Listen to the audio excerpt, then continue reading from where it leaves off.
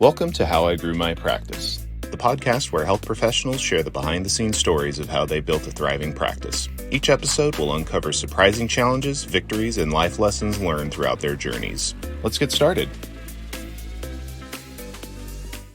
Welcome to How I Grew My Practice, a podcast sponsored by NexHealth, meant to be just about 15 to 20 minutes per episode. My name is Alec Goldman. I'm here today joined by the Gary Bird, CEO and founder of SMC National. He's here to talk about dental marketing during a recession. Gary, how's your weekend? How are you doing? Doing well, man. Thanks so much for the opportunity to come on. I had a great time with NexHealth CEO coming on our podcast, and I'm super excited to join your podcast. God, it is an absolute pleasure to have you. I know I mentioned this to you on the side, but actually one of the reasons that I am here at NexHealth, one of many, but certainly one of them was listening to that very episode of Alman speaking with you on your podcast. Yeah, he did a great job. It was a great show. He was excellent. So Gary, obviously having you here is a real treat. Really wanted to open up the floor and say, hey, what was a topic that meant a lot to you today on May 2nd of 2023? And we spoke and you said, I would love to talk about dental marketing specifically during a recession. And I kind of wanted to ask, why is that so top of mind for you? Yeah. So the reason this is top of mind is there are so many problems or so many issues that face a dental office, and it's hard to even tell that a lot of them are happening because they're all happening at the same time. So you have the cost of goods are higher than ever. Inflation is hitting everybody. So patients are spending less per visit, even the existing patients who are doing, that have been with you for a long time. And then at the same time, your labor costs are higher than they've ever been before. So you have all these opposite forces that are pushing and putting pressure on the offices. And it makes it really, really hard. And what used to work in the past to solve these problems, or what you would normally go to, isn't the same tool belt. And the reason for that is right now, most of these offices, because they're running a little bit slim on labor because they have to, because of the cost, they don't have an open schedule to dump new patients into. So this creates a big problem because how do you solve it? And so there are some ways with marketing that you can begin to work through this. And so, yeah, that's what I wanted to talk about today. Yeah, I mean, it's incredibly relevant for every single dental practice. I know that the ones that I'm speaking to will continuously bring up labor issues. Patients are having, I guess, lower acceptance, just given that, got to be a little bit more cost conscious. But I really, for the sake of our audience, I really want to break down, like, there's so many variables. How does a dental practice go about thinking about solving, given how many different variables are impacting the bottom line of a business today? Yeah. So just from a simple business standpoint, when you are in these kind of situations where everything's really expensive and you're actually collecting less money than normal, there's only two things you can do. You can either cut costs or you can increase your top line. That's it. But the reason that this is a little bit more tricky than before for dental offices, because the recipe before was just like, get more new patients, spend double on marketing. But you can't do that if you don't have the availability on your schedule. So then what do? And this is where you have to get really, really, really intentional and really, really specific. And that's what I kind of want to dive into today. So I'm ready to take off with that if you're good with that. Please let it rip. Okay. So let's just say you are a dental office, you're paying more for your team. You are paying more for all your cost of goods are all more expensive, and your patients are accepting a little bit less treatment. Maybe it's 10%, maybe 15%, whatever it may be, but people overall are accepting less treatment. And then your schedule, your schedule on your calendar is relatively full. You don't have a bunch of wiggle room. And so one of the things that you want to do is, first, you want to identify the different kinds of patients that you can bring into your office and not have it go through your busy schedule. So what do I mean by that? Well, there's only three ways that a patient comes into a dental office. That's it. There's only three. It doesn't matter what kind of office you have. You're only going to do one of these three or two or three of them, right? So number one is through the hygiene schedule. That is relatively packed right now because there's a shortage of hygienists. They're also, they're making like $60, $70 an hour, which is a lot more than they were making pre-COVID. And so you just can't go out and hire a bunch more hygienist. So normally you would just bring in more patients through your hygiene schedule. Boom, problem solved. Well, you can't do that. So what's the other ways that patients can come through your office? Well, there's the doctor schedule, which are going to be emergency patients. And then there's the consultation schedule, which is going to be more of your larger treatments. This is going to be your implants and your clear aligners, things like that. Okay. So those are the only 3 ways that patients can come into your office. And we're removing one of them. Hygiene isn't an option for a lot of people right now. But doctor schedules are open because they're not doing as much treatment as before. So you do have wiggle room there.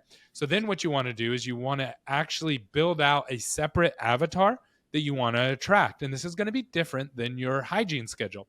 So your hygiene schedule avatar is going to be like a mom. She's 40, has 1.5 kids, 2.5 kids, whatever, and they make this much money, and they know that they're supposed to get their teeth cleaned every 6 months. Pretty easy. You get them in, they need some work done, they come back, etc. That's the normal business model. The emergency side, a little bit different. This is typically going to be an uninsured patient, hasn't listened to the dentist, hasn't gone in for their cleaning in a while. They are going to pay for the treatment immediately, which is awesome because they're in pain. There's something that's driving them to be like, I got to come into the dentist today. And really the name of that game is just getting in front of them and having the availability to get them in today, tomorrow. That's it. If you do that, then you win. Then from there, you then can schedule them into hygiene, which might be 3 weeks down the road, whatever, but they're just going to be happy that you got them out of pain. And now you're producing more revenue. You've increased your top line and you haven't increased your cost besides maybe a little bit of marketing costs. And so now you're getting ahead on that type of patient. So that's the first one.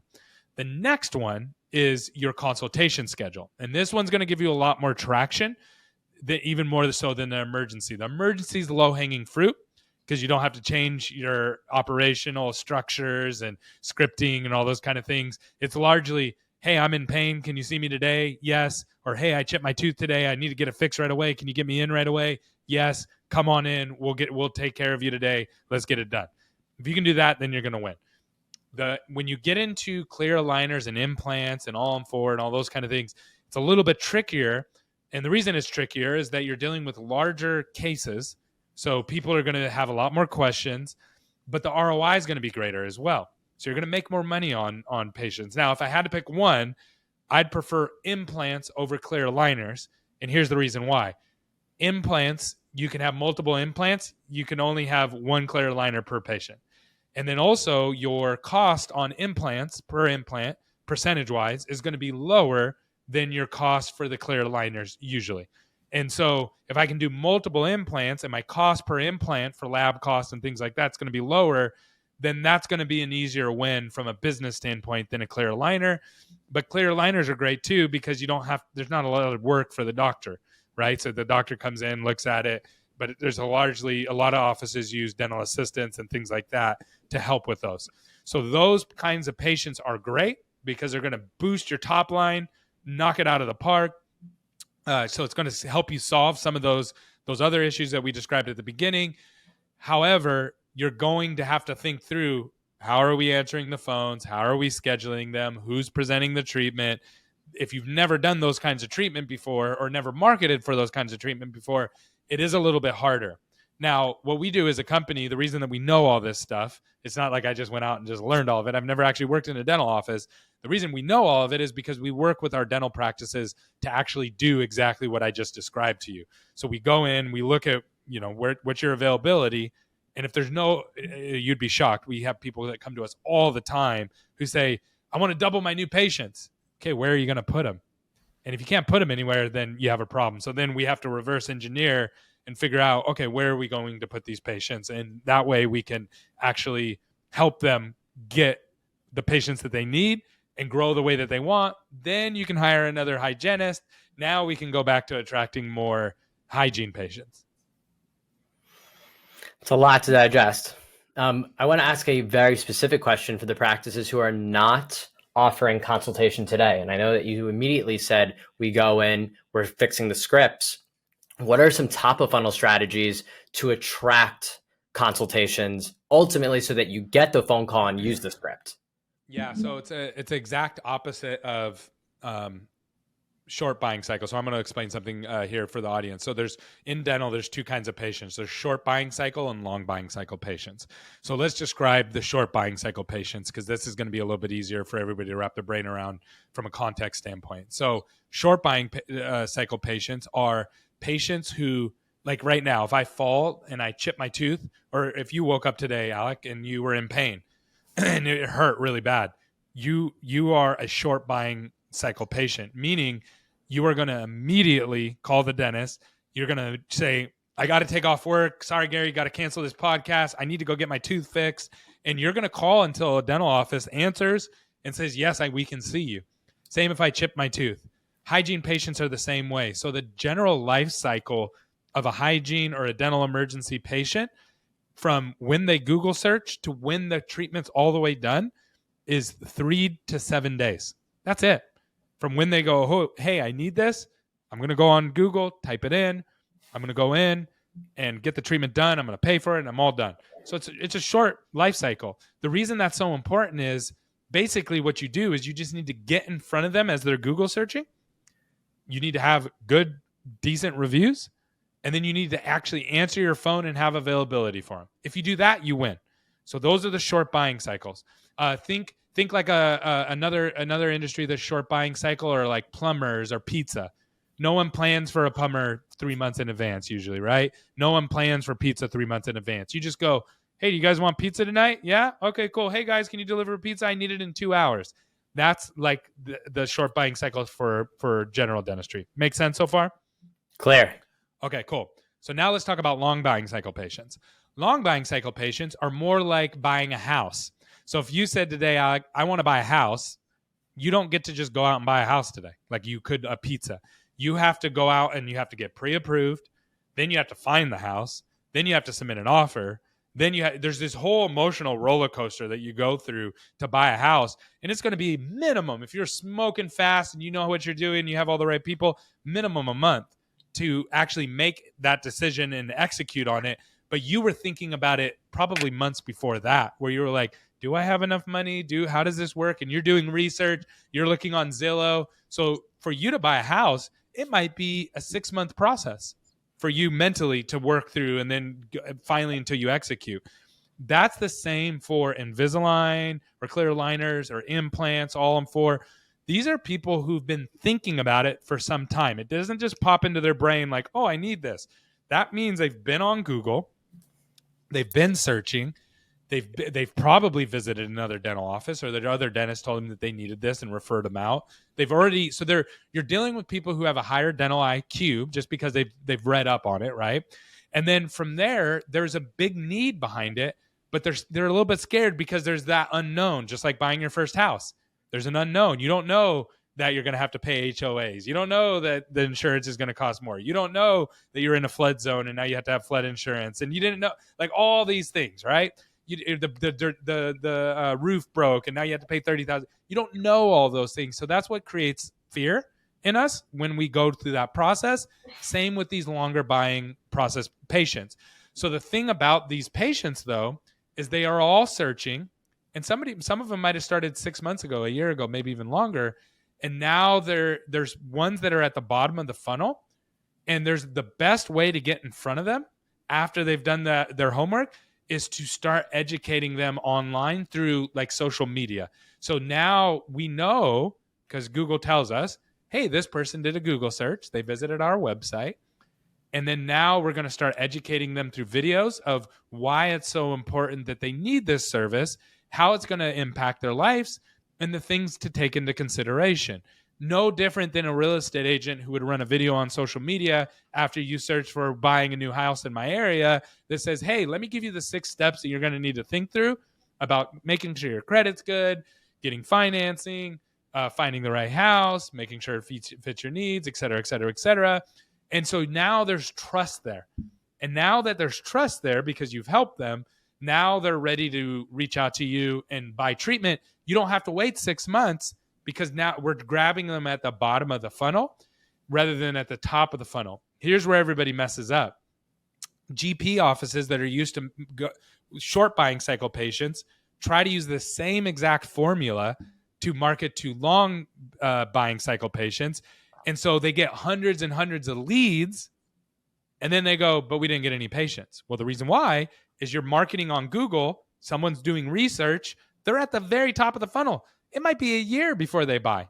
So and you do it for 1 or 2 months, it's not going to work. So what you have to do is you have to work with somebody who can help you find those people who are at the bottom of the funnel, massage them in, and then you have to do lead nurturing, which is another service that we offer for our clients, where you're actually following up, answering the questions. And the reason we added that service to what we do is we realize right away, nobody that we work with has time to call for 2 hours, 3 hours a day and nurture these leads in. So they're never going to get them in through the door. Someone has to do that. So we offer that as a bolt-on service to help get the patients through the door. Gary, that was my next question. Inevitably, shorter buyer cycle, fewer touch points, fewer communications, fewer metrics that you need to track, right? Longer buying cycle, way more communications, way more metrics that you need to track. Inevitably, those communications are what marketers would call an email nurture. So just for the audience, it's a term that is a little bit more technical in regards to marketing. Can you explain a little bit more about what you mean by email nurture, and what would be some of the metrics that you're telling dental practices to track with those email nurtures? Yeah. So first of all, the thing that's kind of messed up about the dental industry is that to become the way all of our practice management softwares are set up is that you only become a patient once you come in the office. But if you get 200 leads for clear aligners, you get 200 leads for dental implants, those people basically don't exist to your practice management software because they haven't come in your office yet. And so lead nurturing, what that means is that you are reaching out to the patients on a regular basis and you're massaging them in depending on where they're at in the buying cycle. So if you do get some leads that are our top of funnel, you're going to know pretty quickly after talking with them. And so you're going to flag them, and then they're going to get an email or a text every couple weeks or something like that. So that way you're staying in front of them. So when they buy in 6 months, they're thinking of you first. But for people who are at the bottom of the funnel, this is more about just massaging them and trying to get them in and kind of helping them overcome their fears and getting them to that appointment. That's usually going to be done on the phone.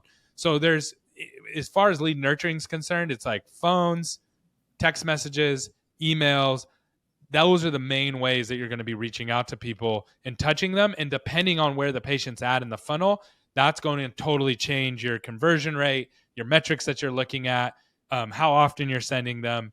Those are all totally different approaches depending on where the patient's at in the funnel. The one thing that the office can understand, though, is that I know for full arch, I don't know it for clear aligners, but for full arch, for every $5,000 you invest into marketing, you're going to have an hour to 2 hours a day of lead nurturing someone has to do. So if you say, hey, I'm going to spend $20,000, you're now at getting close to a part-time to full-time position. And again, most offices are like, we don't have that. Like, we don't have that manpower. And that's why it has to be outsourced to a third party like us or someone else. We can keep going on email nurtures. I mean, it's so deep. It's just like, how many questions? How do you think about what the email nurture should say, right? And then you start getting into the idea of the buyer's journey, which is given the problem they want to solve. Let's use an implant as an example. What are the questions that the patient is inevitably asking in their head? And then your nurture becomes each question that they are asking, you are providing an answer almost proactively. So here, I'll give you the easy way to do it for the dental offices. Whatever questions you're answering on the phones and at the treatment presentation, that's going to be your lead nurture because the questions are already there. They already have them. They just haven't asked people yet. And so those are the questions that you want to ask. So you document the questions that you're getting on the phone call and at the office level. Then you turn those into content, whether it's a text message or an email or a video. I will give one quick tip. There's a company that we've been using. We're testing it out with some offices called Tavius. This is really cool. So I'm actually building a lead nurture program for myself with this. What I do is I go in and I film a video. It's AI. So I film one video. I do an hour of voice coaching. So I sit on there for an hour and read scripts. And then I film one video. In that video, I say, hey, Alec, my name's Gary. I'm from SMC. We can help you get more dental patients and also help you with some of the lead nurturing stuff that you're working on. Why don't you give me a call? I would love to set up a meeting with you, blah, blah, blah, blah, right? And then I can email that, DM that to you. But here's the cool part. I only have to film that once, and then you upload a database into Tavius, and it will change out the name at the beginning and any other sections that I want for all the videos. So for the next person, hey, Dr. Bill, hey, Dr. Steve, hey, Doc, and you can't tell, it changes my lips and it has my voice. And you can do it with services too. So dental offices can use this as part of their lead nurturing. They film it once, they put it in their lead nurturing campaign, and then it reaches out and has its original every single time. And then you can also use it for post-op too. Hey, Bobby, just wanted to follow up with you. Make sure you're doing okay. Here's the instructions that you want to follow with your implant, blah, blah, blah, blah. So all these AI tools are just starting to roll out, like literally in the last couple months, and they're just going to keep getting better and better and better. So that's something that I've been playing around with that I'm really excited about. That's really cool. It's something that even probably us at NexHealth should consider. I guess an additional tip in regards to the email nurture, I mean, content, obviously, it takes time to build. But to your point, it's inherently happening at every office, right? Every phone call that comes in from a patient, practice has to answer. If they film themselves, not only is that becoming something that's content for an email nurture, but that very post could then be added to any social media channel, and then is creating more top of funnel assets for you to actually get more leads to see those email nurtures. More leads, but also lowering your labor costs too, and allowing your team to do the things that you want them to do that no one else can do, and allowing the machines to do the educating rather than us.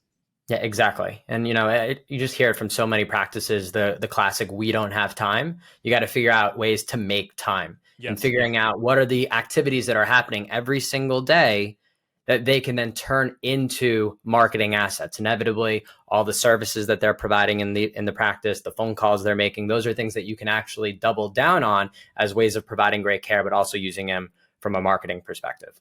Spot on, man. Spot on. Gary, we are at the 22-minute mark. I want to kind of give the floor to you as any last comments. Obviously, times are tough.